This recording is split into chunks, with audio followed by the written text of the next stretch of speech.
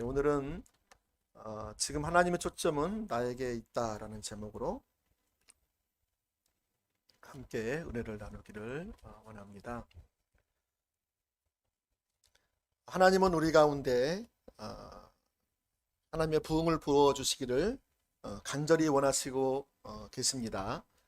교회는 죄와 치욕의 세상에서 하나님을 향한 대적과 불경건스러움과 또 증오의 그런 소름 끼치는 태도에 대해서 아주 무기력하게 보이는 것 같습니다. 이러한 상황에서 우리가 정말 유일한 소망이 있다면 그것은 무엇일까요? 바로 그것은 하나님의 부흥인 줄 믿습니다. 우리 현 시대에 가장 긴박하게 요구되는 그것이 바로 하나님의 부흥이요, 또 교회의 부흥인 줄 믿습니다.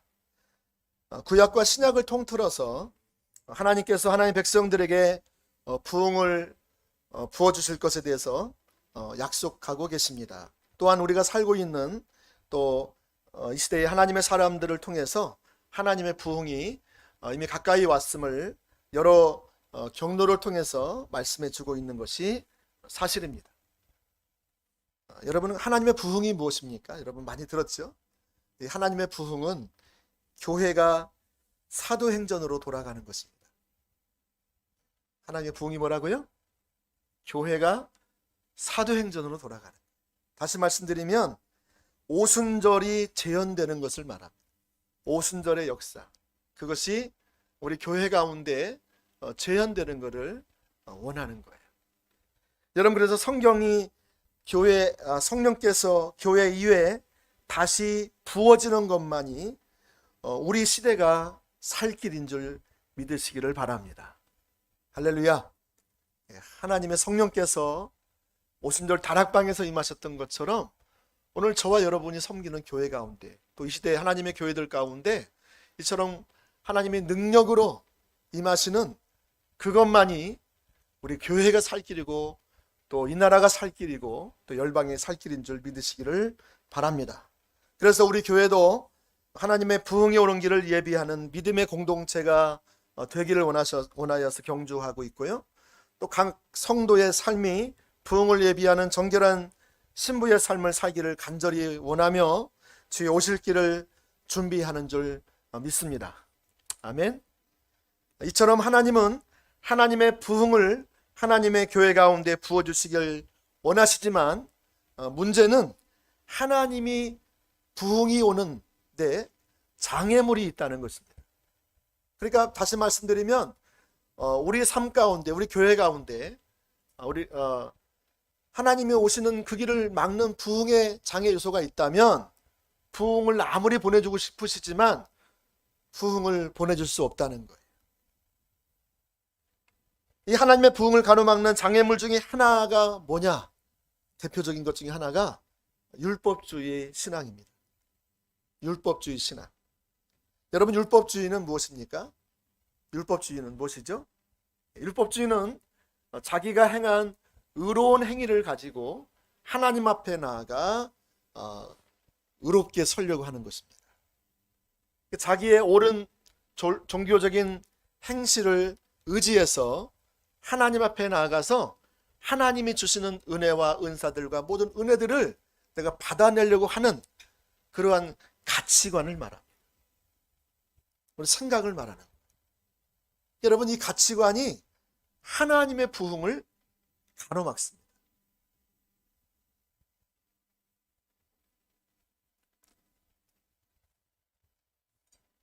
여러분, 우리는 믿음으로 말미암아 구원을 얻지 않습니까?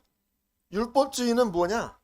바로 행함으로 말미암아 내가 구원을 받는 것이다 라고 생각하는 거예요. 저와 여러분 가운데서 내가 믿음으로 구원을 받지 행함으로 구원을 받는가? 이렇게 생각하는 사람은 하나도 없을 것입니다. 그런데 문제는 우리가 머리로 그렇게 알고 있지만 우리의 삶으로는 행함으로 말미암아 구원을 얻는 이 율법주의에 빠져있는 사람들이 적지 않다는 것입니다. 그래서 마틴 로이드 존스 목사님은 그것을 이 율법주의를 죽은 정통주의다, 이렇게 표현을 하고 있습니다. 여러분, 죽은 정통주의가 뭐냐? 죽은 정통주의는 성경적 교리는 복음적이고 보수적이고 정통인데 하나님의 생명은 전혀 없이 죽어 있는 것을 말합니다. 다시 말하면 알맹이는 없이 껍데기만 화려한 그러한 신앙생활을 말하는 것입니다. 그는 부흥이란 책에서 이 죽은 정통주의가 이단보다 무섭다, 이단보다 더 위험하다라고 우리에게 심각하게 경고하고 있습니다. 여러분, 왜 이 죽은 정통주의, 다시 말하면 율법주의, 다시 말하면 교리는 복음적이고 보수적이고 성경적이고, 그런데 이 생명은 없는 그것이 왜 이단보다 더 무섭다라고 말하는 줄 아십니까? 여러분, 이단들은요, 교리적으로 잘못된 걸 말해요. 시작은 똑같지만 끝이 다른 게 이단이에요. 그들이 열매로 보면 이단인가 아닌가를 볼 수가 있어요. 신천지 이단입니까? 이단 아닙니까? 이단이죠. 명백하게 이단이죠. 하나님의 교회 이단입니까? 이단 아닙니까? 이단이죠. 여호와의 증인 이단입니까? 여러분, 명백하게 이 정통 교리에서 벗어나 있기 때문에 그러한 것을 우리가 이단으로 정죄하는 거예요. 그렇죠? 왜냐하면 그건 성경을 부인하는 거기 때문에 그렇습니다. 우리 신앙의, 우리의 삶의 이 토대는 성경이잖아요. 성경. 성경과 부합하지 않는 거예요. 사도 바울은 이단들과 철저하게 싸웠어요. 그래서 여러분, 사도 바울은 그 서신서의 13권을 쭉 보시면 이단과 피 흘리며 싸우는 것을 볼 수가 있어요. 그래서 이 서신서 그 서론에 보면 항상 이 십자가의 복음이 등장해요. 오직 믿음으로 말미암은 의의 교리가 등장해요. 그리고 거기에 대변하는, 반대하는 율법주의를 항상 다룹니다. 그게 여러분, 하나님을 대적하고 하나님의 교회를 교회되게 하지 못하고 하나님의 백성들의 삶을 살지 못하게 만드는 가장 큰 원수 중에 하나이기 때문에 그렇게 강력하게 말하고 있는 거예요. 그만큼 이 율법주의, 이 죽은 정통주의는 이단보다 더 무섭다. 근데 사실은 오늘 우리는 이단적인 내가 삶을 살고 있으면서도 나는 이단에 빠진지 몰라요. 신천지가 이단이고 하나님의 교회가 이단이고 여호와의 증인이 이단이고, 이거는 명백하게 잘 알아요. 왜냐하면 교리적으로 잘못됐으니까. 죽은 정통주의는 교리는 성경적이라니까요. 교리는 보수주의를 추구해요. 복음주의를 노선을 걸어요. 그러니까 나는 참된 신앙을 가지고 있다고 생각하는 거예요. 근데 중요한 것은 참된 교리는 있지만 참된 신앙의 열매는 없다는 거예요.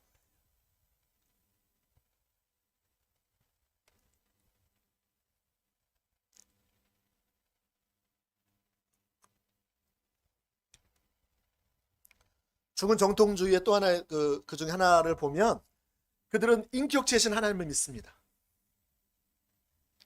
여러분, 나 인격체신 하나님을 안 믿는 분 계세요? 하나님의 인격을 가지셨다.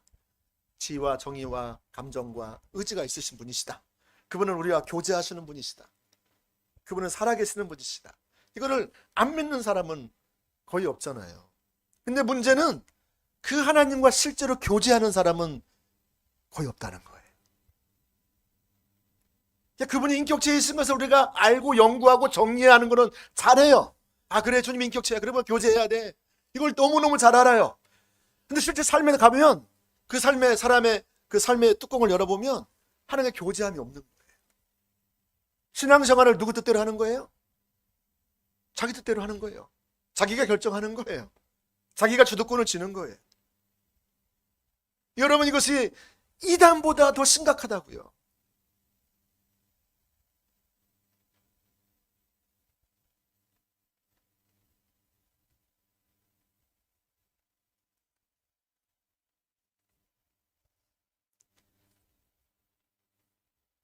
여러분, 그래서 결국 죽은 정통주의는 성령님이 우리 교회 가운데 대규모적으로 임하시는 오순절 다락방회 같은 그런 역사들이 재현되는 그러한 일들을 가로막는 장애물이라고요. 그렇다면 왜 우리 교회, 이 시대와 교회에 왜 하나님께 약속하신, 그렇게 원하시는 부흥이 오지 않을까? 타락한 기독교 때문이 아닐까? 다른 요인을 많이 찾지만 실제로는 그 요인이 나에게 있을 수 있어요. 정말로 하나님의 부흥을 가로막는 그것이 뭐냐면, 내가 율법주의 신앙을 가지고 있다, 내가 죽은 정통주의 신앙을 가지고 있다라면 그것이 하나님의 부흥을 가로막고 있다는 거예요.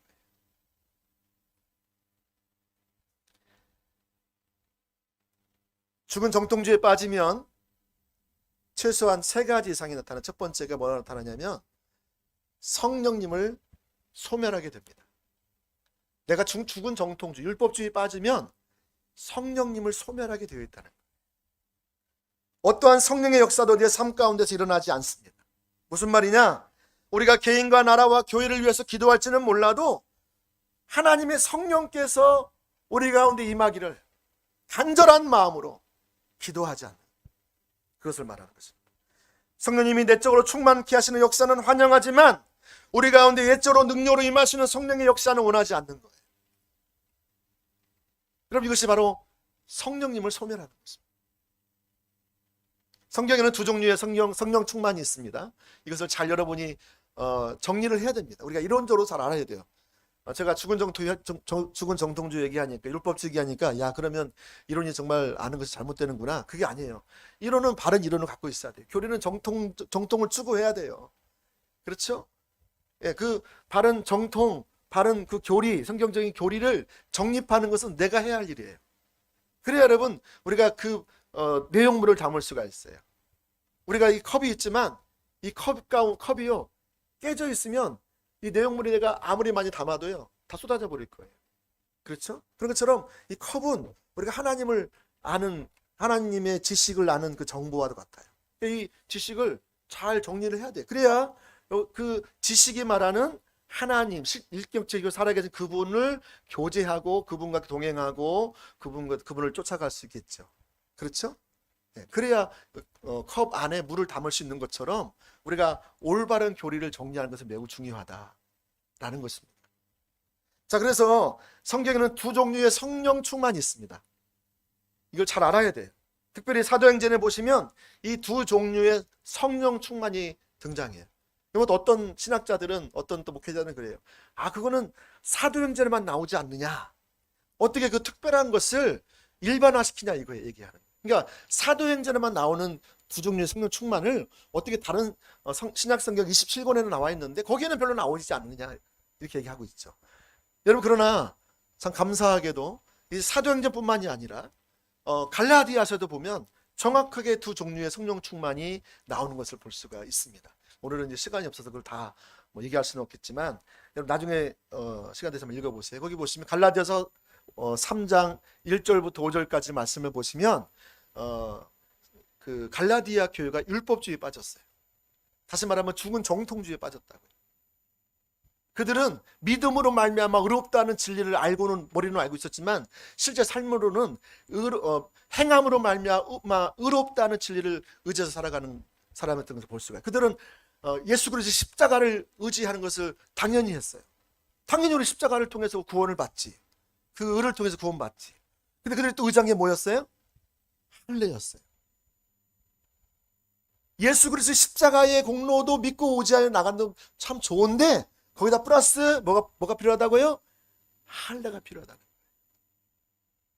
거예요. 그러니까 그들을 의롭게 만드는 것은 그리스도의 피만으로는 부족하다는 거예요.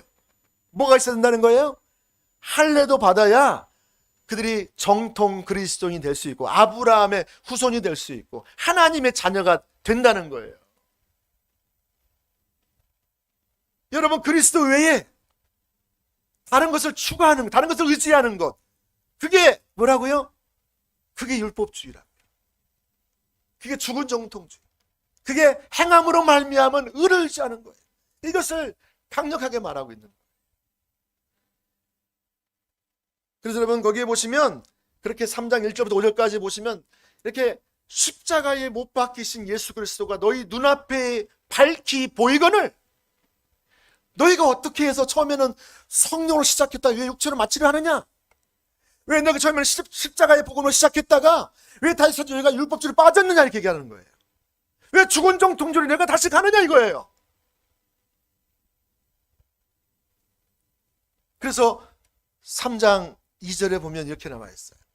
자, 여기 감사합니다. 너희가 성령을 받은 것이 율법의 행위로냐 혹은 듣고 믿음으로냐. 그렇죠? 이거는 안 나와 있나요? 그렇죠? 여기서 말하는 이 성령을 받은 것은 이게 그 성령 충만의 첫 번째 해당하는 내적인 성령 충만과도 관계되어 있습니다. 그리고 처음에 성령을 받고 우리가 예수 그리스도를 믿어서 중생에 이르잖아요. 그리고 성령께서 여전히 우리 안에 거하셔서 우리의 성품들을 빚어가시죠.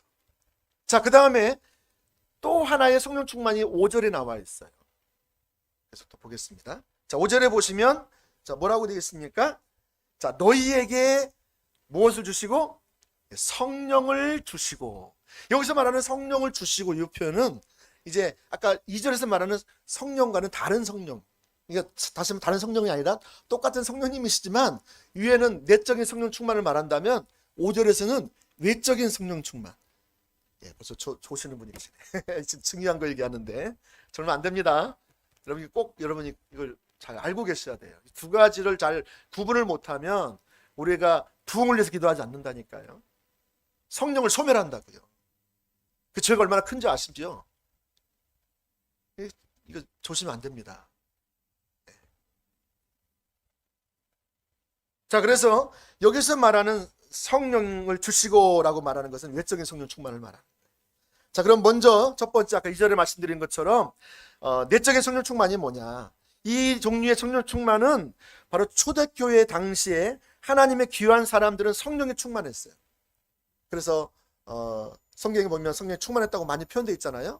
그들은 늘 성령의 통치 가운데 살아감으로써 그들의 성품이 자라나고 변화되고 성숙에 이르렀어요. 그리스도가 그들의 삶을 다스리는 삶을 살았어요. 이것이 여러분 내적인 성령 충만이에요.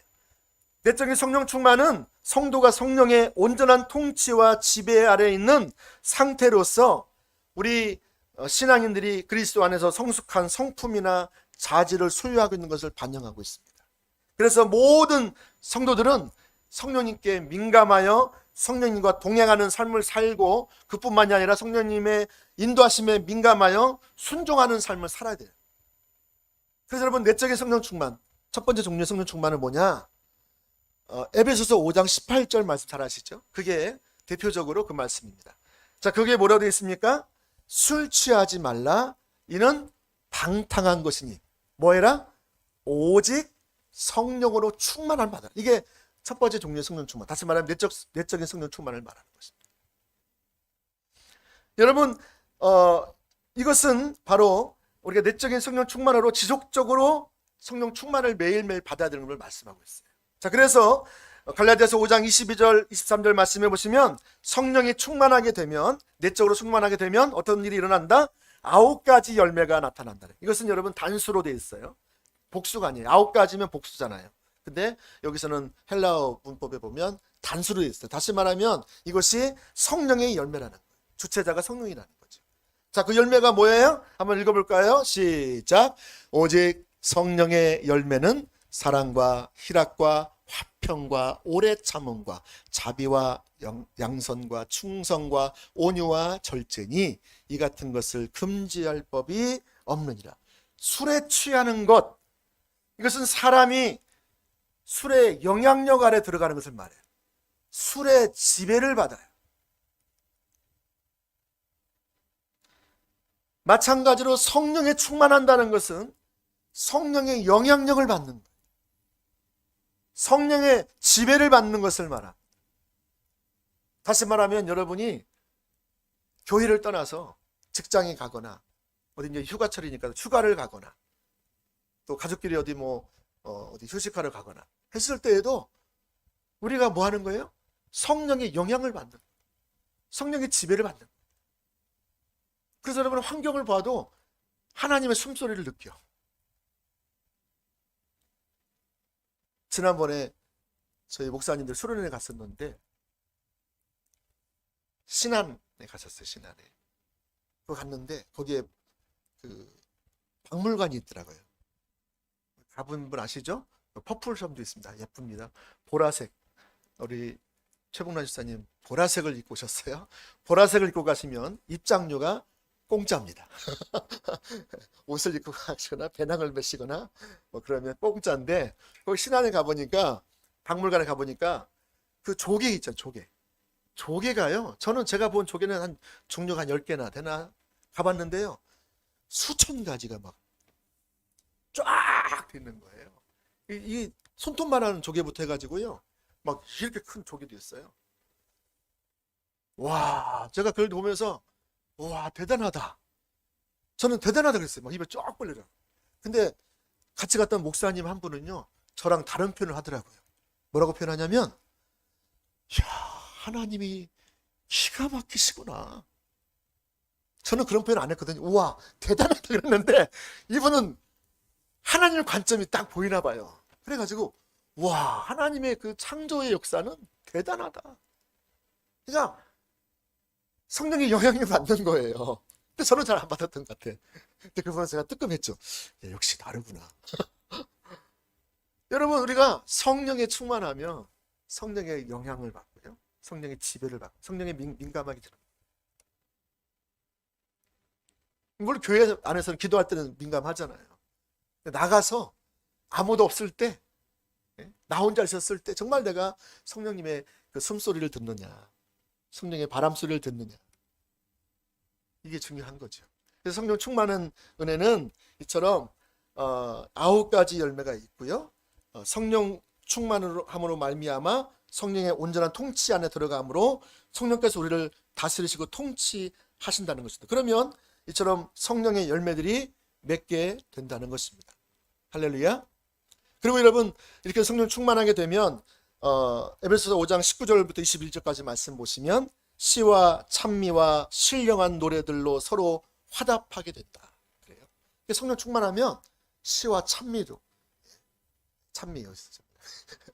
찬미로 찬양하게 된다. 그랬죠? 그 다음에 마음에서부터 주께 노래하며 찬양하며. 찬양도요, 그냥 입으로 하는 찬양이 있고요. 어떤 사람은 마음 깊숙한 곳에서 우리 인생의 중심이죠. 인격이라고 하죠. 인격으로 우리가 주님을 깊이 주님을 찬양하는 사람이 있어요. 영으로 찬양한다고 그러죠. 성령 충만하면 영으로 찬양. 또 여러분 성령 충만하게 되면 모든 일에 우리 하나님 아버지께 감사하게 된다. 제가 지난주 수요일 날 예배 때 보니까 저도 그런 것 같고 감사가 많이 없는 것 같아요. 저희 교회가 하나님께 행하신 일이 너무너무 많은데 감사를 도둑 맞았어요. 감사를 회복하기를 원하시는 것 같아요. 할렐루야. 그래서 우리가 하나님께 감사하십시오. 지금 상황과 환경과 처지를 보면 감사할 일이 하나도 없어요. 평생 감사 못해요. 근데 어떻게 감사하냐? 믿음의 눈으로 우리가 하나님 행하신 일들, 하나님 약속하신 것들 우리가 붙잡고 그 하나님께서 이루실 것을 신뢰하면서 기도하며 나아가는 거예요. 그래서 여러분 빌립보서도 보면 사도 바울이 그랬잖아요. 아무것도 염려하지 말고 오직 모든 일에 뭐라고? 기도와 감사함으로 너희 아뢰을 것을 구하라고 하잖아요. 기도와 감사함으로. 감사가 같이 가야 돼요. 그래서 우리가 정말 믿음의 지금 기도 시리즈를 보고 있지만 정말 우리가 거기 합당한 삶을 살려면 감사가 다시 회복돼야 돼요. 할렐루야. 감사로 하십시오. 감사를. 마음으로 하시고 삶으로 하시고 또 물질로도 하시고 하나님 감사하세요. 감사가 여러분 하나님을 영원하게 한다 그랬어요. 하나님 기뻐하시는 예배가 어떤 예배예요? 감사 예배예요. 감사. 그 감사 예배가 나를 영화롭게 한다. 하나님을 영화롭게 한다. 그냥 제가 그냥 하는 얘기가 아닙니다. 할렐루야. 여러분 그래서 이처럼 모든 일에 하나님 아버지께 감사하게 되고 성령 충만하면 또 그 다음에 그리스도를 경외함으로 피차 복종하게 돼요. 부부가 서로 복종하게 되어 있어요. 그리스도 안에서 주님의 주권을 인정하고 성경에 나오는 것처럼 남편은 아내를 사랑함으로 또 부인은 남편을 순종함으로 서로 피차 복종하게 되었어요. 할렐루야. 예. 자, 그다음에 이제 또 한 종류의 성령 충만을 살펴보겠습니다. 아까 갈라디아서 5장, 갈라디아 3장 5절에 나와 있는 것처럼 성령을 주신 것은 이렇게 표현됐죠. 이것이 바로 이 외적인 성령 충만을 말합니다. 이것이 성경에 보시면 그렇게 되어 있는 것이죠. 자, 그래서 외적인 성령 충만은 부흥과도 관계가 있습니다. 여러분이 외적인 성령 충만을 이해하면 부흥을 위해서 기도하지 않을 수가 없어요. 근데 우리가 기도하지 않는 이유가, 부흥을 위해서 기도하지 않는 이유는 내가 외적인 성령 충만이 무엇인지 잘 몰라요.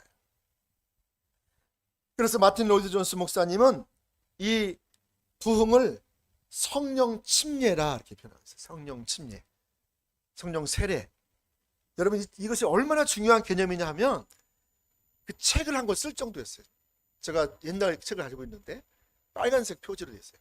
성령 침례에 대해서 있어요. 다시 말하면 마틴 로이드 존스 목사님은 이 성령 침례가 부흥인 걸 알았어요. 다시 말하면 성령의 외적으로 능력으로 역사하시는 그 역사가 부흥의 역사인 걸 알았다고요. 자, 그래서 외적인 성령 충만을 받아야 되는데, 그러면 외적인 성령 충만이 뭐냐? 이 외적인 성령 충만은 성도들 안에서 특별한 일을 행하시기 위해서 혹은 성도들이 특별한 임무를 평생토록 수행하기 위해서 성취할 수 있도록 성령께서 그들에게 능력으로 임하시는 사건을 말해요. 성령은 우리 안에 충만히 거하시지만 하나님께서 어느 특별한 목적을 두시고 평생 우리가 하나님의 직분과 어떤 일들을 감당하기 위해서 갑자기 능력으로 임하시는 걸 말한다고. 기름 부음이라고 표현하고 있죠, 성경에는. 이게 여러분 외적인 성령 충만이에요. 오순절 다락방에 임했던 그 성령님은 여러분 이미 그들은 120명의 사람들은 이미 성령을 받은 사람들이었어요. 내적인 성령 충만을 사는 사람들이었다. 그렇죠? 그들에게 기도하는데 120명의 사람 기도하는데 뭐가 임한 거예요? 성령님의 기름 부음이 확 임한 거예요. 외적인 성령 충만이 임한 거라고요, 여러분. 거기에 부흥이 온 거라고요, 부흥이. 근데 그게요, 그 2장에서 끝나지 않아요. 4장에서도 나오고요, 6장에도 나오고요, 8장에도 나오고 계속 나와요. 그러니까 오순절에 그 재현이 계속 일어나요. 다시 반복적으로 일어나요. 이게 부흥이라고요. 그러니까 우리가 부흥을 위해서 기도하는 것은 오순절에 재현을 기도하는 거예요. 할렐루야. 우리 빠지지 말고 빠짐없이 하나님 우리 교회 가운데, 이 하나님 나라 교회 가운데, 하나님 이 나라 교회 가운데, 열방의 교회 가운데 오순절 다락방에 있었던 그 성령님의 놀라운 부어주심이 있게 해달라고 기도하십시오. 할렐루야. 아멘 안 하시네. 할렐루야. 꼭 하세요, 여러분. 예. 그동안 안 하셨으면 이제 오늘부터라도 내가 기도에 앉으시면 그 부흥을 기도하세요. 오순절 그 역사가 오늘 우리 가운데 있게 해주세요. 여러분 지금 그게 지금 필요합니다. 할렐루야. 네.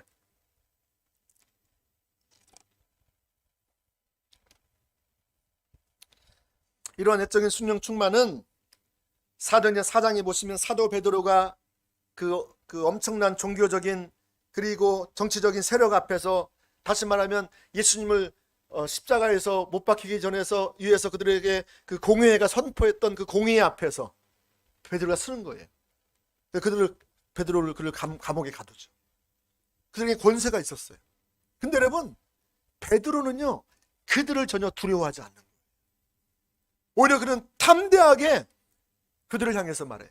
너희가 못 박아 죽인 그 예수 그리스도가 지금 부활해서 이 난장이를, 아니 난장이 아니죠, 이 안전뱅이를, 그 사도행전 3장에 나오는 안전뱅이를 고쳤다는 거예요. 여러분 이걸 담대히 말하는 거예요.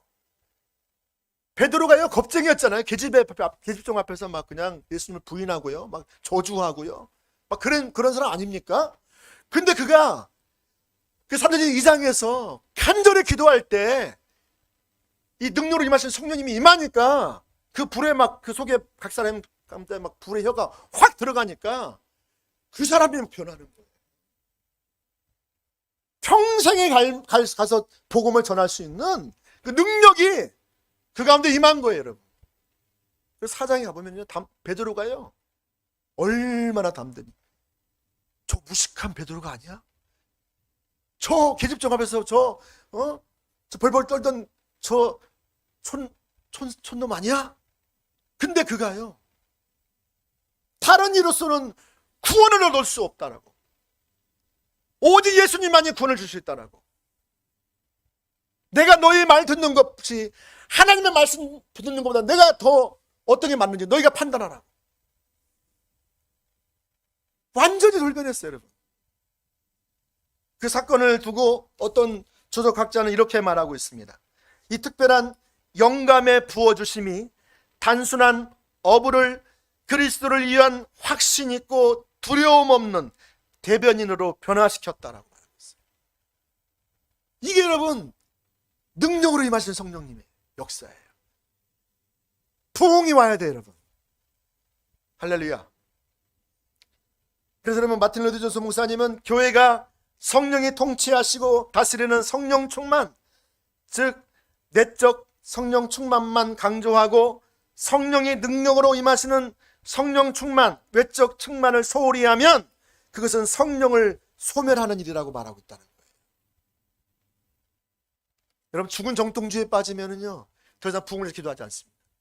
지금 내 삶이, 내 현재가 육신적으로 이긴 것밖에 안 보이거든요. 육신적인 껍데기만 남아요. 종교적인 껍데기만 남아요. 영적인 것을 보지 못해요. 영적인 안목이 가려져 있어요.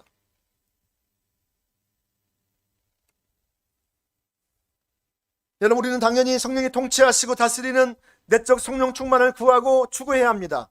그것은 하나님의 명령이기 때문에 그렇습니다. 그리고 우리 신앙인 성령 안에서 필수적인 요소입니다. 그러나 거기서 끝나면 안 된다는 거예요. 동시에 우리는 성령의 능력으로 임하시는 성령 충만, 즉 외적인 성령 충만을 구해야 된다는 거예요. 오순절 다락방에 120명의 사람들에게 임했던 성령님은 이러한 종류의 외적인 성령 충만이었던 것입니다. 여러분, 하나님께서 우리 가운데 우리 안에서 그리고 우리를 통해서 놀라운 일을 행하시는 것과 이 성령이 우리 가운데 능력으로 임하시는 것은 밀접한 연관이 있어요. 우리가 왜 이렇게 능력이 없는가? 왜 이렇게 우리가 담대하지 못하고, 왜 이렇게 두려워하고, 왜 주저하고, 왜 주저주저하는가? 머뭇거리는가? 여러분, 성령 충만을, 외적인 성령 충만을 받지 못했기 때문에 그렇다는 거예요.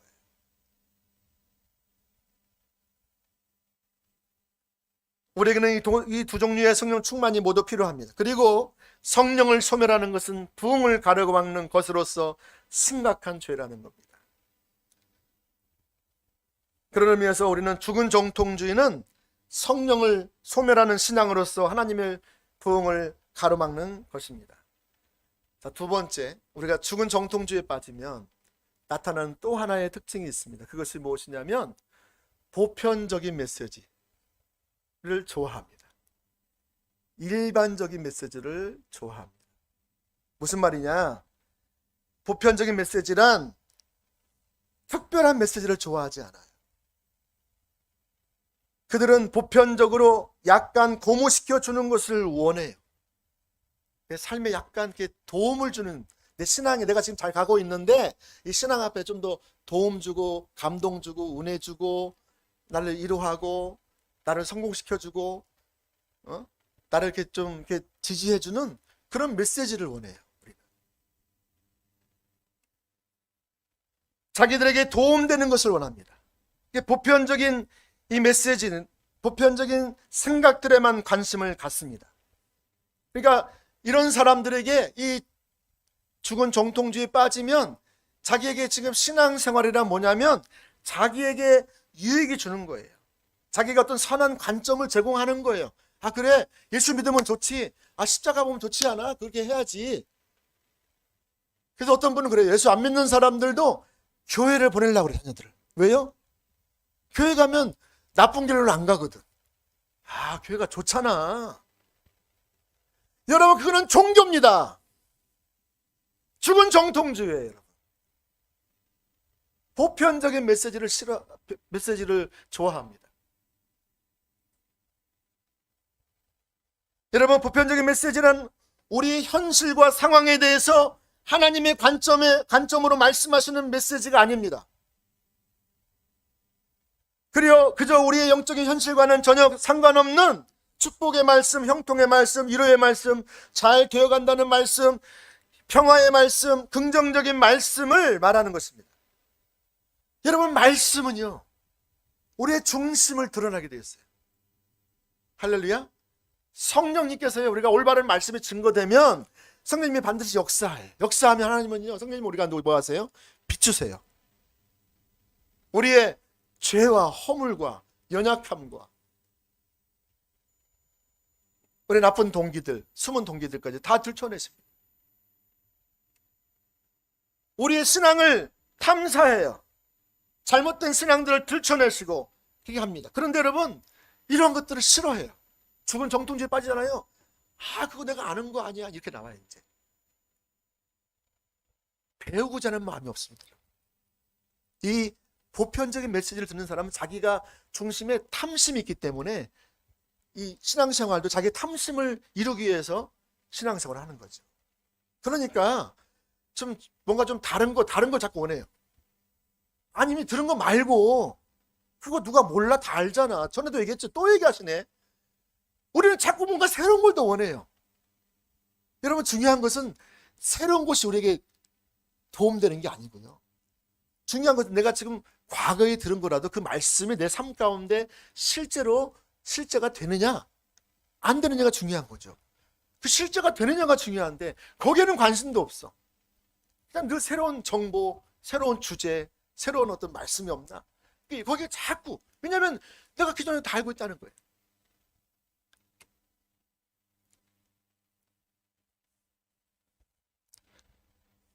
그래서 여러분, 이사야 30장에 보면 이사야 시대 때에 하나님의 백성들이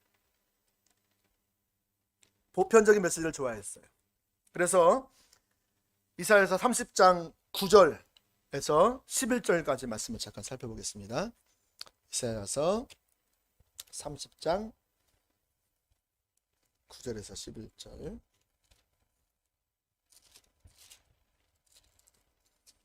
자, 거기 보시면 이렇게 나와 있어요.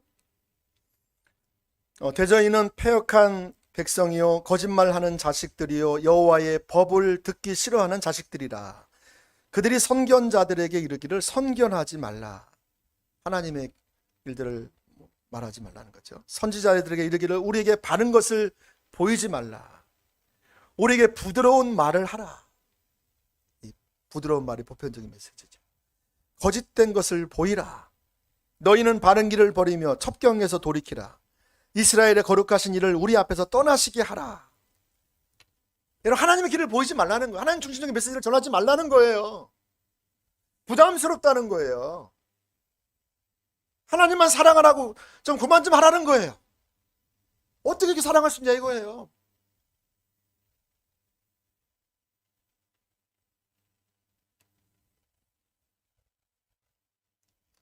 하나님의 길에서 나를 떠나게 해달라는 거.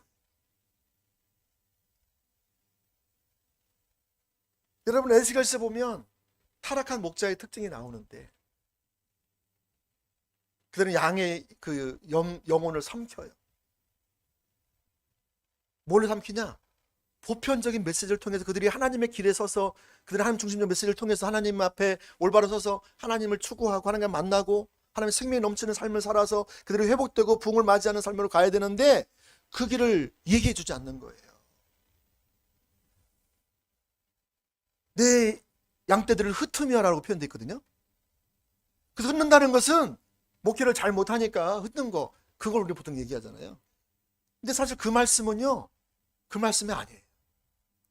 하나님 중심적인 메시지, 하나님의 길, 그 생명을 좌우하는, 영적 생명을 좌우하는 그 진리를 타협하는 거예요. 보편적인 메시지를 바꾸는 거예요. 그들이 그 말씀을 듣고 돌이켜 회개하고 돌이켜서 하나님 앞에서 살아야 되는데 그 길을 제시하지 않는 거예요. 이게 양떼를 흩는 목자라는 거예요, 여러분. 보편적인 메시지를 전하는 것.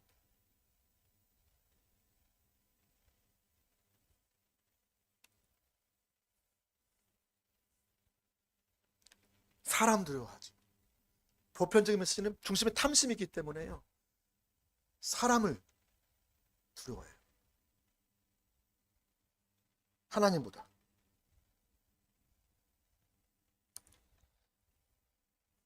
목회자인 저도 여인은 아닙니다만 오늘날 목회자들 중에 일부는 탐심을 위해서 메시지를 타협하여 보편적인 메시지를 전하는 분도 있다는 것입니다. 하나님 중심적인 메시지, 하나님 나라의 메시지, 하나님 주권적인 통치의 메시지를 통해서 그들의 삶이 조정되고 회개하고 나아가야 되는데 그렇게 나아가지 못하는, 그저 축복이라 성공이라 잘하고 있다, 조금 더 하면 된다고 위로하고 격려하고, 물론 그런 부분이 또 필요합니다. 하나님께서 우리를 위로하시기도 하시고 격려하십니다. 근데 하나님과의 관계성 안에서 지금 우리 영적인 상태는 지금 죽어가고 있는 상황인데 그들을 살릴 수 있는 말씀을 전하는 게 아니라 잠깐 위안을 줄 수 있는 말을 전한다니까. 잠깐 격려한, 괜찮아, 잘하고 있어라고 한다는 거예요. 하나님께 돌이켜야 사는데. 여러분, 이처럼 저와 여러분들은 이 보편적인 메시지를 거절해야 합니다. 할렐루야. 죽은 정통주의 두 번째, 첫 번째 뭐라 그랬죠? 특징이 빠지면 뭐가 나타나랬어요? 예? 다 잊어버리셨습니까? 첫 번째, 예? 성령님을 소멸하게 되고요. 두 번째는 보편적인 메시지를 좋아하게 되고요. 이제 세 번째는 보편적인 죽은 정통주의에 빠지면 예배가 형식적이 됩니다. 한번 따라서 해보세요. 예배가 형식적이 된다. 예. 여러분, 우리가 구약 성경부터 신약 성경을 쭉 이렇게 보시면 참 안타까운 신앙의 행태를 보게 되는데, 특별히 새 시대를 보면 그릇된 신앙 행태가 행해지고 있는 것을 볼 수 있어요. 그 새 시대는 대표적으로 이사야 시대, 예레미야 시대, 예수님 시대 바리새인들입니다. 그들의 신앙적인 공통적인 특징이 있었어요. 그 특징이 뭐였죠? 예. 형식적인 예배를 드렸어요. 습관적인 예배를 드렸어요. 하나님은 그들의 예배나 기도에 대해서 매우 부담스러워합니다. 하나님은 형식적인 예배를 되게 싫어하세요. 습관적인 예배를 싫어하세요. 그들의 예배는 마당만 예배요, 타락한 예배라고 하나님 말씀하세요. 여러분, 왜냐하면 이사야서 29장 13절 말씀에 보시면 예수님께서 그들의 예배를 한번 읽어보겠습니다. 이사야서 29장 13절 말씀 나왔나요? 시작. 주께서 이르시되, 여기 안 나왔어요? 좀 늦습니다. 네, 나왔네요. 시작.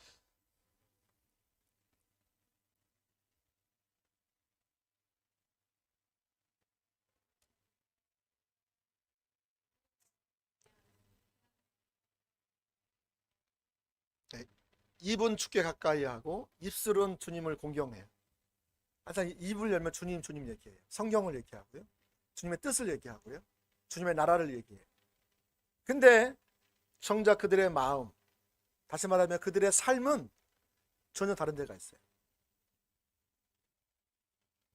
이게 형식적인 일. 하나님은 예배를 통해서 하나님의 마음과 우리의 마음이 맞닿기를 원하세요. 하나님의 비전과 우리의 비전과 하나님의 꿈과 우리의 꿈이 공유되기를 원하세요. 그래서 우리가 그러한 마음으로 예배하고 주님을 찾고 구하기를 원하십니다. 근데 여러분, 이스라엘 시대 때의 예배는 그들은 성대하고 화려한 예배를 드렸고 정성이 가득한 예배를 드렸고 성경적으로 절기를 다 지켜서 예배했을지 모르지만 그들의 마음은 하나님의 마음을 전혀 몰랐어요. 그들의 생각은 하나님의 생각과 전혀 달랐어요. 그들의 꿈은 하나님의 꿈과 전혀 달랐다는 것을 말하고 있는 것입니다. 여러분, 이들의 예배는 그들의 입은 주님께 가까이 하지만 입술은 주님을 공경하고 있지만 주님을 찬양하고 성경 말씀을 인용하고 주님을 추구한다고 말하지 모르지만 그들의 마음은 주께로부터 천리말리 떠나 있는 것을 볼 수가 있습니다. 이들의 삶은 그들이 믿고 있는 참된 신앙을 반영하지 못했다는 거예요. 여러분, 이것이 바로 죽은 정통주의에 빠져 있는 것을 볼 수가 있습니다. 이사야서 1장 4절, 11절, 13절 말씀을 다른 번역본 성경으로 읽어드리겠습니다. 4절, 탈선한 민족, 불의로 가득 찬 백성, 사악한 종자, 부패한 자식들, 하나님을 떠나고 이스라엘의 거룩한 신분을 업신여기고 그를 배반하여 돌아섰구나. 11절, 여호와께서 말씀하신다. 무엇 하려고 이 많은 재물들을 나에게 바치느냐. 나 이제 숫 양의 번제물에는 물렸고 살찐 짐승의 기름기에는 지쳤다. 황소와 어린 양과 숫 염소의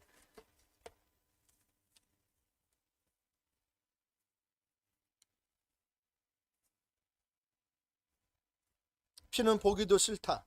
13절, 더 이상 헛된 재물을 가져오지 말라. 이제 재물 타는 냄새에는 구역질이 난다. 초하루와 안식일과 축제의 마감날에 모여서 하는 헛된 짓을 나는 더 이상 견딜 수 없다라고 말하고 있어요. 여러분, 이것이 바로 마음이 없는 입술 뿐인 예배, 형식적인 예배, 습관적인 예배를 말하고 있다는 것입니다.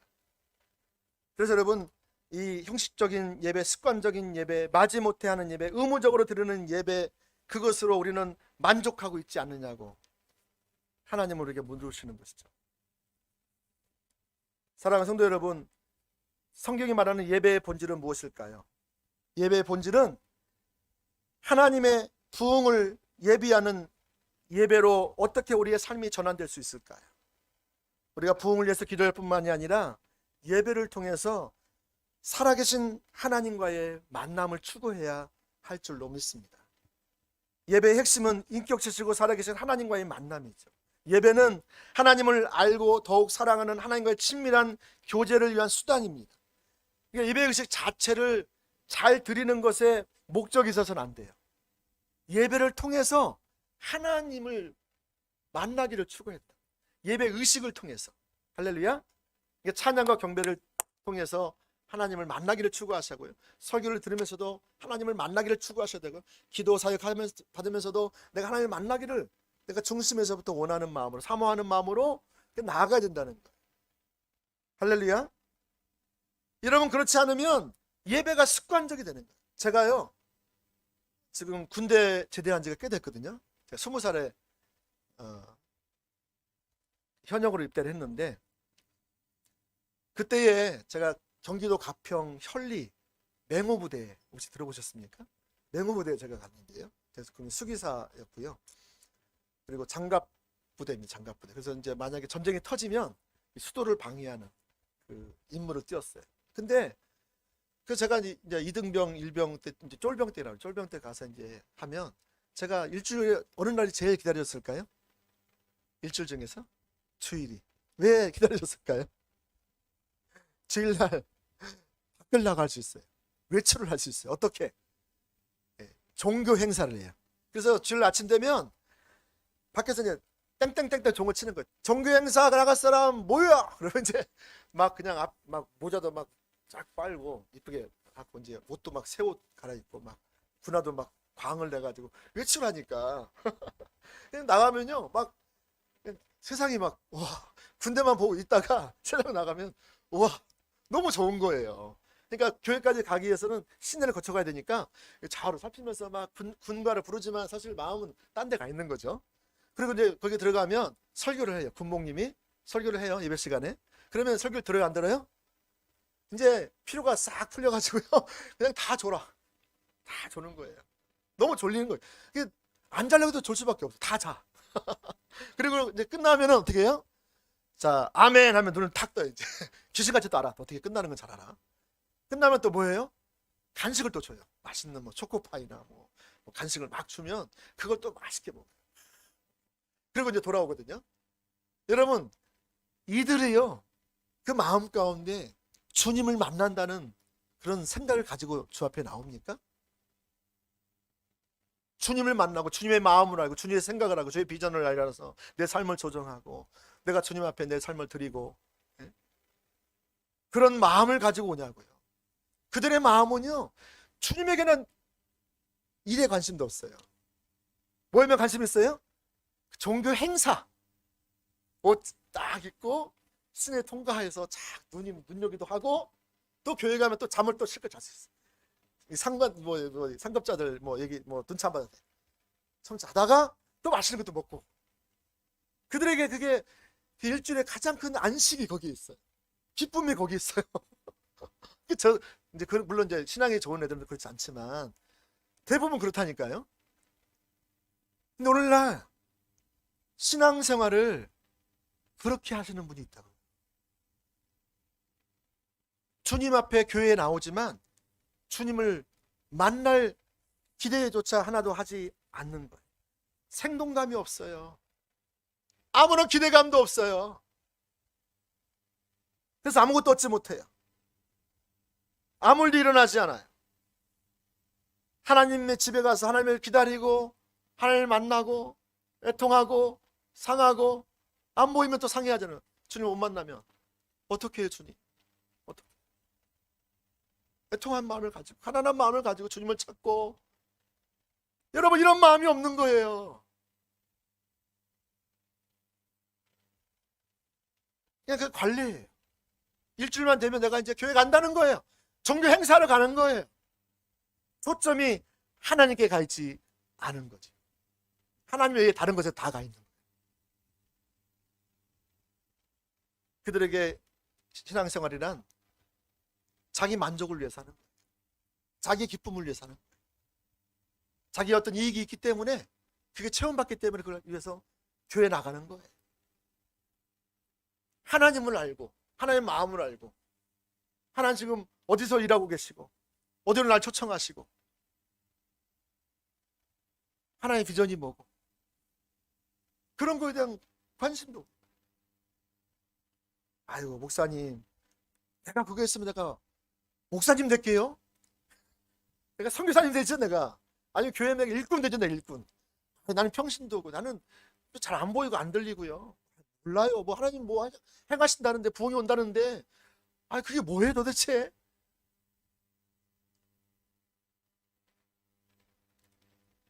여러분, 하나님 행하시면 안 보이면 교회 가운데 행하시는 하나님의 비전을 보세요. 교회 가운데 하나님께서 뭔가 일하시고 있는 걸 보면 거기에 동참하시면 됩니다. 어떤 분은 나에게 안 보이셨으니까 나는 안 한다는 거예요. 기도도 안 해보고, 내가 형편이 그렇고 처지가 그렇고 상황이 이런데 내가 지금 뭘 할 수 있어? 여러분, 우리는 하나님을 믿는 믿음으로 신앙생활 하는 거 아닙니까? 그렇죠? 근데 그 믿음이 없어요, 여러분. 다 계산, 이 세상적인 계산, 인간적인 계산, 그는 딱 그게 가지고 답을 벌써 결론 다 내리고 있어요. 그리고 뭘 얘기하면요, 결론에 딱 안 맞으니까 약간 많이 있는 거죠. 그러면서 마음으로는 하나님을 알고 싶어요, 하나님을 사랑하고 싶어요. 아무리 얘기해도요, 하나님을 더 알지 못합니다. 인격적으로 하나님을 놓칩니다. 하나님 지금 내게 수없이 말씀해 오셨는데도 나는 거기에 대해서 귀를 막고 있어요. 눈을 감고 있죠. 여러분, 이런 종교 행사를 하게 되면 어떻게 이 사람들이 하나님 시대에 어떤 일을 행하고 있는 걸 어떻게 알겠어요? 그렇죠? 또 하나님이 어떻게 동참하는 걸 어떻게 알겠어요? 부지런히 배워야지. 안 보이면 안 보는 데 가서 내가 안 보여요, 어떻게 볼 수 있을까요? 이렇게 해서 내가 적극적으로 신앙생활을 해나가야죠. 그거 누가 여러분 그걸 떠먹여주지 않습니다. 여러분이 진짜 와서 떠먹으셔야 합니다. 찾아야 돼요. 여러분, 그래서 참된 신앙에서 우리가 회복되기 위해서 정말 중요한 것은 이제 이 사모함이 아주 중요합니다. 사모함. 원고가 자꾸 엉켜가지고 우리가 죽은 정통주의 신앙에서, 율법주의 신앙에서 돌이키기 위해서는 지금 우리가 회복될 게 뭐냐면 사모함이에요. 하나님을 향한 사모함이 회복돼야 될 줄로 믿습니다. 오늘 우리가 예배를 드리러 왔는데 중심에 주님을 향한 이 사모함과 이 갈망이 있어야 된다는, 내 삶 가운데 지금 이 사모함과 이 절대적인 갈망을 잃어버렸다면 내 신앙이 언제부터 습관적인 신앙생활, 형식적인 습관생활, 지난주 이어서 올해도 똑같은 그런 마음의 자세와 태도로 저 앞에 나오고 있다면, 그래서 내가 지금 죽은 정통주의에 빠졌다는 거예요. 우리의 신앙이 하나님과 올바른 관계 속에 있다면 반드시 우리 가운데 이 자세가 있기 마련이에요. 그게 뭐예요? 오늘 함께 읽었던 시편 42편 이 기자의 그 자세입니다. 그 자세가 무슨 자세입니까? 사슴이 시냇물을 찾아 헤매이는 것 같은 그 자세. 자, 우리 같이 한번 시편 42편 1절 2절 말씀을 읽어보겠습니다. 42편 1절 2절 시작. 하나님이여, 사슴이 시냇물을 찾기에 갈급함 같이 내 영혼이 주를 찾기에 갈급하니이다. 내 영혼이 하나님 곧 살아계시는 하나님을 갈망하나니 내가 어느 때에 나아가서 하나님의 얼굴을 배울꼬. 여러분, 여기에 지금 나오는 단어 중에 정말 이 시편 기자가 뭘 강조하고 있는 거예요? 갈급하다는 거예요. 내가 하나님을 향해서 갈급하고 갈급합니다. 여러분, 우리가 성령님과 동행하는 사람이면, 성령 충만한 사람이면, 여러분 부흥을 위해서 기도하는 사람이라면 하나님을 갈망하는 마음이 더 커지는 거예요. 하나님이 더 보이지 않을 때, 하나님의 임재가 느껴지지 않을 때 그 갈망이 더 커지는 거예요. 여러분, 우리 시장에서 엄마 손을 붙잡고 가다 어린아이가 손을 놓쳐버렸어. 엄마가 눈에 안 보여. 그럼 어떻게 해요? 처음에는 엄마 어딨어? 엄마 어딨어? 안 나타나고 어떻게 해요? 엄마! 참견하고 지금. 엄마 어딨어? 나중에 어떻게 해요? 와! 나 끝났다는 거죠. 이제 엄마 안 오면 나 끝난다는 거죠. 여러분, 그 갈망함을 가지고 엄마를 찾는 거죠. 엄마가 안 보이면 찾아야 되지 않겠어요? 오늘 이 시편 기자는 그 살아계신 하나님, 자기가 만나 주셨던 하나님, 자기와 지금 동행하는 그 하나님 인도를 따라서 여기까지 왔는데 어느 때부터 놓쳐버렸어요. 그러니까 지금 이 사슴이 시냇물을 찾아 헤매는 것처럼, 예? 여러분, 이 시편 기자가 사슴이 시냇물을 찾는 것처럼, 이 표현은요, 지독한 이 가뭄의 때에 하나님을 향하여서 간절히 헐떡거리고 울부짖으며 하나님을 찾는 것을 말하는 것입니다. 사모함을 가지고, 애통함을 가지고 이 자기 중심에서부터 하나님을 찾는 거예요. 하나님을 만나지 못하면 내가 죽고, 가족들이 죽고, 우리나라도 죽고, 교회가 죽기 때문에 하나님을 만나지 못하면 죽을 것 같은 자세를 가지고 주님을 찾는다는 거예요. 오늘 이걸 말하는 거예요. 여러분, 이게 참된 신앙의 표지입니다. 죽은 정통주의에서 벗어나는 길이에요. 갈라디아 교회가 이 자세가 없음으로 말미암아 여기는 심판이 와 있어요. 눈이 가려져 있는 거예요. 너희가 처음으로는 너희 눈앞에 십자가에 못 박히신 예수 그리스도가 밝게 보였거늘 왜 너희가 지금은 육체로 마치려 하느냐? 왜 성령으로 시작했다가 왜 너희가 지금 율법주의에 빠져 있냐 이거예요. 그들에게는 이 사모함이 없었던 거예요, 여러분.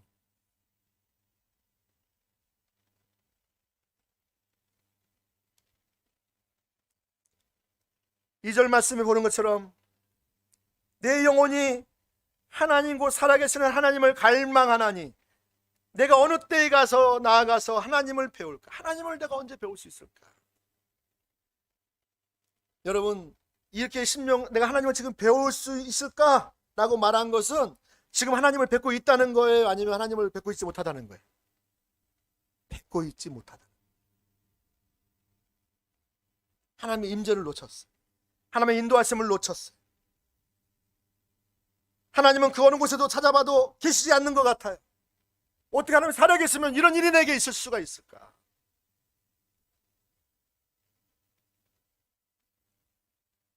하나님의 이름을 불러도 대답하지도 않고 답답하고 미칠 것 같은 상황이에요. 설령 하나님이 계신 것을 머리로 믿고 있지만 지금 닥친 이급하고도 절박한 상황 가운데서는 아무런 일도 하지 않고 하나님은 되게 무관심한 것 같아. 하나님은 너무너무 무능하신 것 같아. 마치 우크라이나 전쟁 때문에 하나님이 아무것도 안 하신 것 같잖아요. 하나님이 살아계시는데, 하나님 나를 아시는데 왜 하나님은 가만히 계실까? 여러분, 그런데 이런 상황에서 오늘 시편 기자가 취하는 자세를 잘 배우시길 바랍니다. 어떤 자세를 취합니까? 그는 4절 말씀에 보면 그가 하나님의 임재 속에, 하나님의 은혜 속에, 하나님의 인도하심 속에 하나님의 능력과 하나님의 일하심을 기억하는 것입니다. 할렐루야. 여러분, 우리는 기억해야 돼요. 기억하려면 어떻게 기억할 수 있습니까? 가만히 있으면 기억이 납니까? 어떻게 됩니까? 성경을 읽어야 돼요.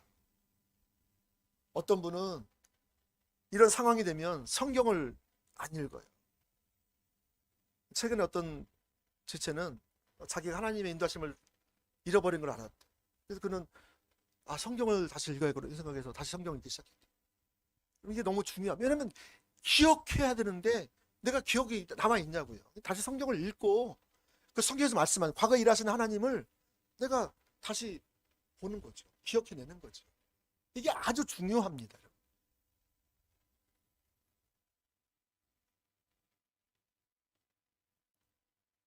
그리고 여러분, 하나님께서 내 삶 가운데서 행하셨던 일들을 기억하는 거예요. 4절 말씀을 같이 한번 읽어보겠습니다. 시작. 내가 전에 성의를 지키는 무리와 동행하여 기쁨과 감사의 소리를 내며 그들을 하나님의 집으로 인도하였다. 내가 전에, 그렇죠? 여러분, 현재는 하나님의 임재를 잃어버렸다는 거예요. 그래서 여러분, 전에는 그런 기억이 있는데 현재는 그런 기억들이 이제 잘 나지 않는다는 것이죠. 근데 여러분, 이때에 그가 한 일을 기억해 보십시오. 하나님의 임재를 잊어버렸습니다. 그래서 마음이 상해버렸습니다. 내 신앙을 살펴보니까 뭐가 되어진 게 아무것도 없는 것 같아요. 율법주의에 빠져있고 예배는 형식적이 되어가지고 하나님을 만나지 못한 결과 하나님의 마음과 꿈과 비전과 그것들을 상실해버렸어요. 주변에서는 내 편인 줄만 알았던 사람들이 갑자기 찾아와가지고 막 비난하고요. 그토록 믿었던 가족들 등 돌리고요. 친한 지인들도, 친구마저도 나를 대적하고 공격해 오는 것을 보는 거죠. 과거에 같이 하나님을 노래했던 사람들인데 지금은 내 등에 와서 기술을 꽂는 거예요. 여러분, 그래서 너무 마음이 아픈 거죠. 중심이 상하는 거죠. 이런 영적 침체기에 오늘 시편 기자가 결단한 것은 과거 일을 기억하는, 성경을 기억하는. 여러분, 하나님은 가나안에 너희가 땅을 차지하게 되면 너희가 반드시 기억하라는 거예요. 뭘 통해서? 예배를 통해서.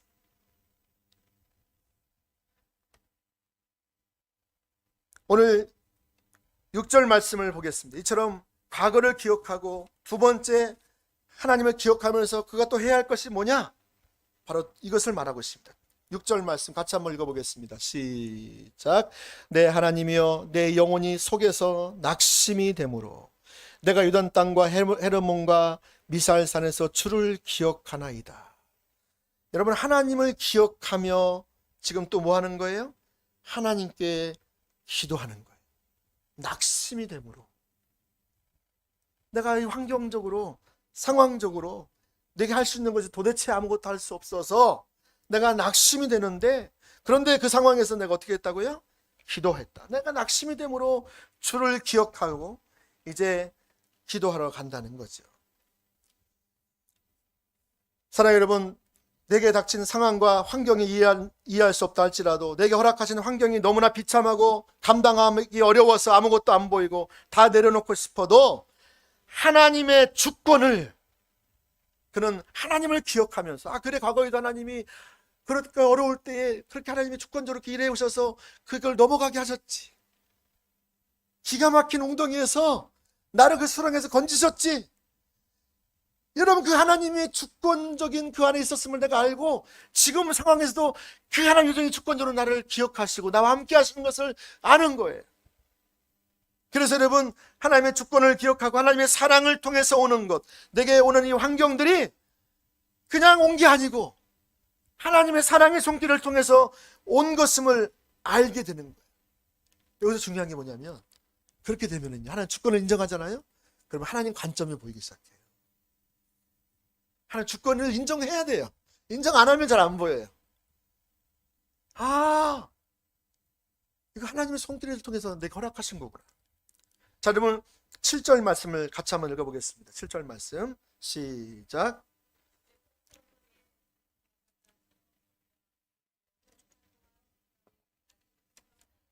예, 아멘. 여기 보세요. 지금 시편 기자에게는 폭포 소리가 가득하대. 이건 다시 말하면 대홍수가 난 거예요. 지금 자기가 뭘로, 자기 힘으로 막을 수 없어요. 도대체 그런 대홍수가 지금 닥쳐온 거예요. 폭포 소리가, 깊은 바다가 지금 덮쳐왔다는 거예요. 그리고 모든 파도와 물결이 나를 휩쓸었다. 나를 덮침으로 내가 정신줄을 놔버렸다는 거예요. 여러분, 하나님께서 왜 이런 일을 허락하셨는지 다 이해할 수 없을지라도 그때 이분이 기억한 건 뭐냐면 하나님의 성품을 기억하고 하나님의 주권을 기억한 거예요. 그래서 여기에 대단한 반전이 있습니다. 이 말씀 7절 말씀해 보시면 엄청난 반전이 있어요. 그게 뭔지 아십니까? 하나님의 주권을 인정하니까 하나님 관점이 보이는 거예요. 그래서 뭐라고 돼서 폭포도 그냥 폭포가 아니에요. 무슨 폭포예요? 주의 폭포 소리. 그 다음에 모든 파도와 물결이 아니라 뭐가 있어요? 앞에 주의. 지금 관점이 파도와 대홍수만 본 게 아니라, 아, 주님께서 허락하신 홍수구나, 대홍수구나, 모든 파도와 물결이구나, 이걸 하나님의 관점으로 보게 됐다는 거예요. 여기에 대단한 반전이 있다는 거예요. 자신에게 밀어닥친 광풍 같은 그 어려움과 고난과 환란이 그냥 어려운 것이 아니고, 어쩌다 온 것이 아니고 주님의 사랑의 손길을 통해서 내게 온 것이라는 것을 알게 됐다는 것이죠. 주의 모든 파도와 물결이 나를 휩쓸어서 힘들게 하고 잠 못 들게 하고, 이것이 주의 파도와 그것이었지만 이것이 주의 파도와 물결이라는 것을 깨달았다는 거예요. 이런 알뜰한 순간에 하나님의 주권을 보고 하나님의 관점이 보이니까 여러분 뭐가 보이냐면, 하나님이 지금 초점이 이 환경에 있지 않구나, 그 사람에게 있지 않구나. 하나님 초점이 어디 있다고요? 나에게. 하나님 지금 나 때문에 이런 일을 허락하신 거예요. 이걸 보셔야 됩니다. 이게 영적 총명의 진수.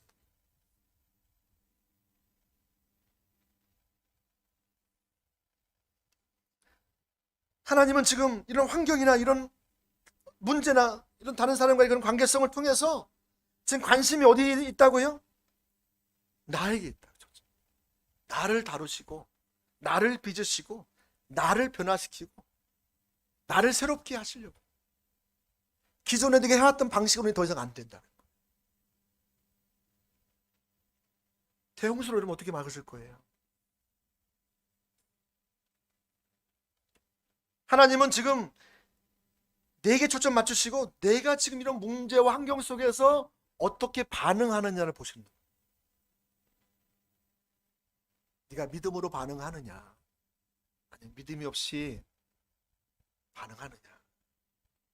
하나님 우리 중심을 보시거든요. 우리 중심을 아시거든요. 근데 여러분 참 신기하기도요, 우리 이런 환경 속에서도 정말 막 육신적인 막 생각들 많고요, 감정도 많고요, 어찌할 수 없는 고통 때문에 어떻게 할 수도 없는데요, 근데 내가 믿음으로 하나님 앞에 주님이라고 부르면, 내가 믿음으로 하나님의 생각에 거기 내가 동의해버리면 하나님이 그 소리를 들으신가 아세요? 그리고 하나님은요, 하늘을 움직이시고 땅을 움직이세요.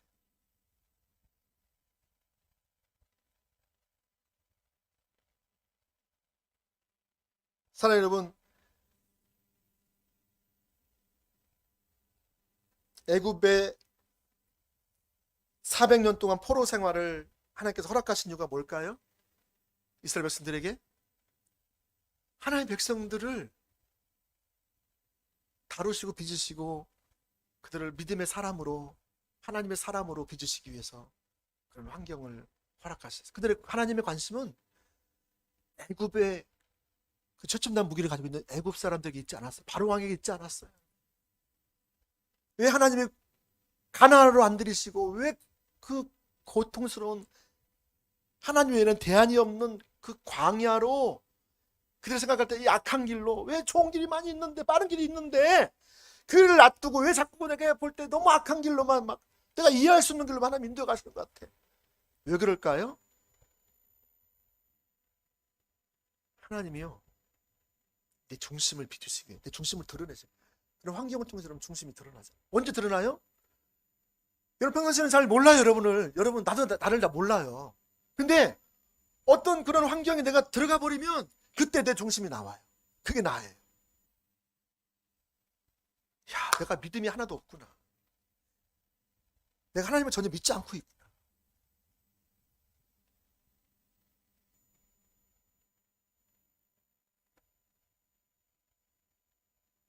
하나님은 지금 시편 기자에게 관심이 있습니다. 그래서 5절 말씀 보시면, 내 영혼아 내가 어찌하여 낙심하며 어찌하여 내 속에서 불안하여 하느냐? 너는 하나님께 소망을 두라. 하나님이 지금 너를 초점을 두고 있는데 내 속에 있는 너는 하나님께 소망을 두라고 말하는 거예요. 여러분, 하나님의 관심은 지금 내게 있어요. 나는 그래서 눈을 들어서 주님께 소망을 두라는 거예요. 그가 나타나 도우심으로 말미암아 내가 여전히 찬송하리로다. 내가 주님을 소망을 두면 주님이 나타나신다는 거예요. 주님께 제가 주님이라고 내가 믿음으로 주님을 부르는 그 순간 주님이 나타나신다는, 주님의 영광을 나타내신다는 거예요. 여러분, 그래서 하나님을 바라보고 하나님께 기도하는 거예요. 절대로 자포자기하지 않습니다. 절대로 포기하지 않습니다. 폭포수로 인해서, 모든 파도와 물결로 인해서 그는 낙심해지는 상황이지만, 정신이 혼미해질 정도로 어떻게 정신을 차릴 수 없지만 절대로 포기하지 않습니다. 그래서 여러분, 그는 재앙의 때에도 그는 뭐 하기를 결단합니까? 예배하기를 결단합니다. 여러분, 우리가 죽은 정토에서 벗어나는 또 하나의 길은 주님을 사모하는 마음으로 나아가서 주님의 주권을 인정하고 주님 앞에 나아가면 하나님의 관점이 보이고, 동시에 우리가 더 뭘 해야 되면 적극적으로 더 주님 앞에 예배하기를 선택하십시오. 기도하기를 멈추지 말라는 것입니다. 오늘 8절 말씀해 보시면 기가 막히게 오늘 이것을 발견한 거예요. 8절 말씀 보십시다. 낮에는 여호와께서 그의 인자하심을 베푸시고 밤에는 그의 찬송이 내게 있어 생명의 하나님께 기도하리로다. 보세요. 주의 관점이 보이고 주님을 바라보니까 주님이 나타나셔서 주의 인자하심을 베푸시고 주의 내 입에 찬송이 있게 하셔서 생명의 하나님께 기도하게 하는, 내가 낮이나 밤이나 그럼에도 불구하고 내가 포기하지 않고 내가 낙심하지 않고 주님을 내가 바라보기를 선택합니다. 하나님을 선택하여 예배하기를 원합니다. 내가 주님께 기도하기 원합니다. 이제 말씀을 맺겠습니다. 우리의 신앙이 어느 순간부터 우리가 드리는 매일의 예배와 기도가 형식적이고 습관적이 되어가고 있지는 않습니다. 하나님을 향한 갈망과 사모함과 애통함이 더해가야 되는데 그것이 점점 식어가고 있지는 않습니까? 더 나아가서 하나님을 향한 기대감과 열정이 식어버리지 않습니까? 그렇다면 여러분, 오늘 내 신앙이 죽은 정통주의에 빠져있지 않은지를 살펴보시기 바랍니다. 나의 신앙이 하나님을 향한 비전도 흐릿해지고 하나님을 향한 열망도 빼앗겨버리기 때문에 그렇다는 것입니다. 오늘 우리가 죽은 정통주의 신앙을 극복하기 위해서 오늘 시편 기자는 그가 하나님이 행하신 일을 기억하고 그리고 하나님 주권을 발견해요.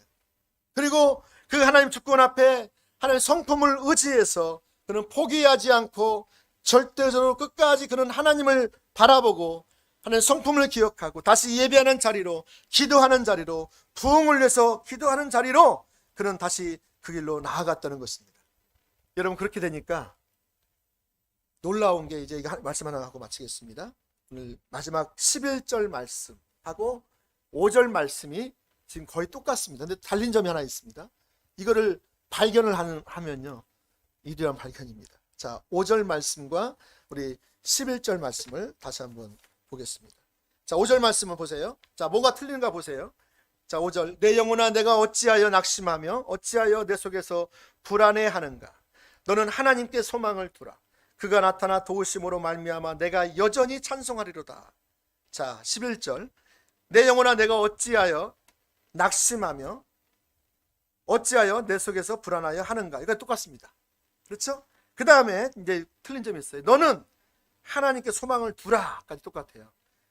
나는, 여기서 뭐가 있어요? 나는 있어요. 하나님께 초점이 나한테 있는 것을 발견하고 내가 다시 하나님께 소망을 두고 나아갔더니 하나님이 나타나셨어요. 그래서 나는 그가 나타나 도우심으로 말미암아 또 뭐가 있어요? 내 하나님이죠. 나와 내 하나님이 여기 들어가 있어요. 이게 무슨 차이가 있을까요? 여러분, 그는 하나님의 초점은 나에게 있는데 내가 하나님을 지금 초점을 두고 내가 그분을 바라봤을 때에 그 하나님이 내 하나님이 됐어요. 그가 아까 5절에는 그렇게 고백을 했지만 여전히 불안했어요. 역시 여전히 낙심했어요. 그래서 6절부터 10절까지 보시면 그게 낙심한 그의 자세가 나와요. 근데 11절에 그가 이제 나는, 그게 나오는 거예요. 그리스도 안에 있는 나는, 하나님이 주목하여 보는 나는,